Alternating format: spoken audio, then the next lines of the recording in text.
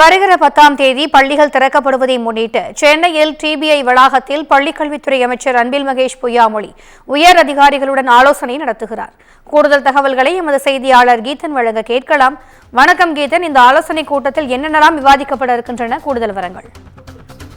கோடை விடுமுறை முடிவடைந்து வருகின்ற 10ஆம் தேதி பள்ளிகள் திறக்கப்பட இருக்கின்றன. மேலும் அந்த தேர்தல் நடத்தை விதிமுறைகள் காரணமாக கடந்த 80 நாட்களுக்கு மேலாக பள்ளிக்கல்வித்துறையில் அதாவது நிர்வாகம் சார்ந்த எந்த பணிகளும் நடத்தை விதிமுறைகள் காரணமாக நடத்தப்படாமல் இருந்தது. இந்த 2 விவகாரங்கள் குறித்து பள்ளிக்கல்வித்துறை அமைச்சர் அன்பில் சென்னை டிபிஐ வளாகத்தில் உயர் அலுவலர்களுடன் ஆலோசனை நடத்துகின்றார். குறிப்பாக இந்த ஜூன் ஜூலை மாதங்களில் சட்டப்பேரவை கூட்டத்தொடர் என்பது தொடங்க இருக்கின்றது. எனவே அதில் மாநில பல்வேறு திட்டங்களை எல்லாம் புதிய திட்டங்களை முன்னெடுக்க வேண்டியிருக்கின்றது.